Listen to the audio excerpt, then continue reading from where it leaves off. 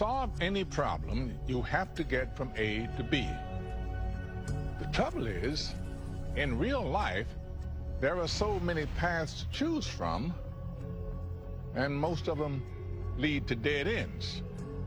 Only a genius can remember every single turn that led to a blind alley and which moved them toward their goal. But what if we could engineer our brains to remember far more? We'd have perspective to see the bigger picture and see the path to genius.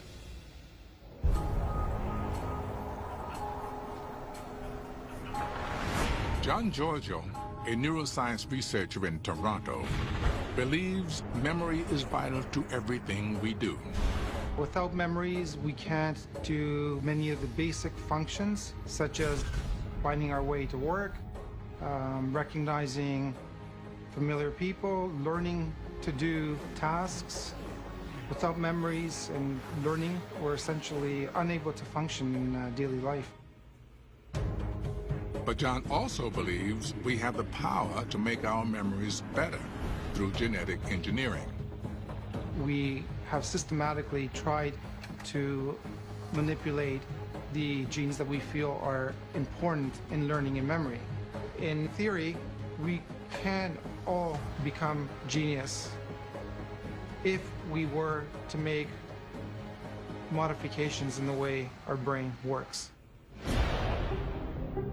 To understand and improve human memory, John starts small, with mice. What we're trying to do here is to measure the learning and memory performance of the mice. So what we do is we take a mouse and we place it in a round cylindrical pool of water, and the mouse has to find its way to a submerged hidden platform. The mouse in John's test cannot see the platform because the non-toxic paint has been added to the water. The mouse's only means of orienting itself are visual cues hung on the walls. Overhead, a camera tracks the path the mouse takes, recording time, distance, and the path traveled. On the first trial, the mouse will take anywhere from 60 to 90 seconds to find the location of the escape platform because it's essentially a random process. But then, with each repeated trial, they get better at it. The more times the mice swim the maze, the better they remember the location of the hidden platform. But John wanted to speed up their learning process. He wanted to enhance the mice's memory so they would remember after only one try. The key for John was targeting the hippocampus, a part of the brain crucial to memory formation.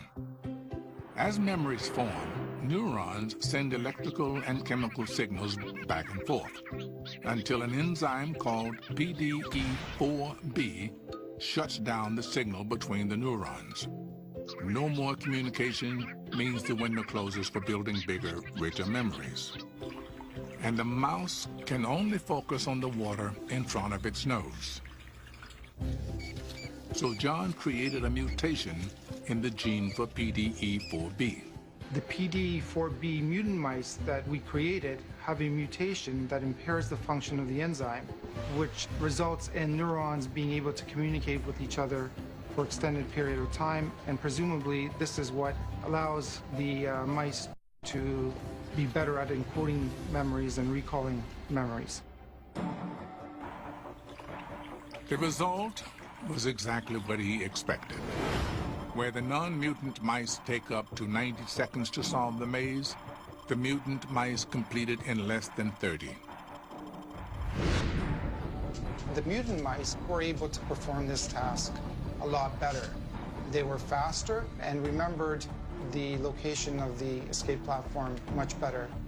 The mutant PDE4B enzyme allows more time for the mice to build stronger memories. The mice get smarter.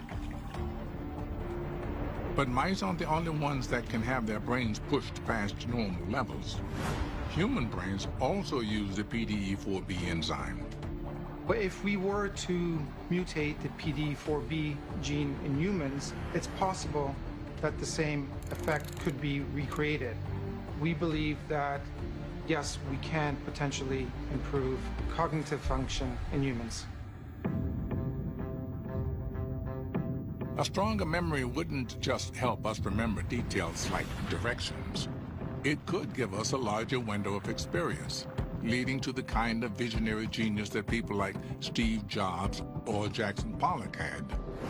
The ability to step back from the small details and see the big picture. The road to this type of visionary genius may come from directly tinkering with the biology of our brain. We are indeed getting closer to unlocking the key to genius inside of us. Will it be possible to take a pill and become genius? Theoretically, it is possible.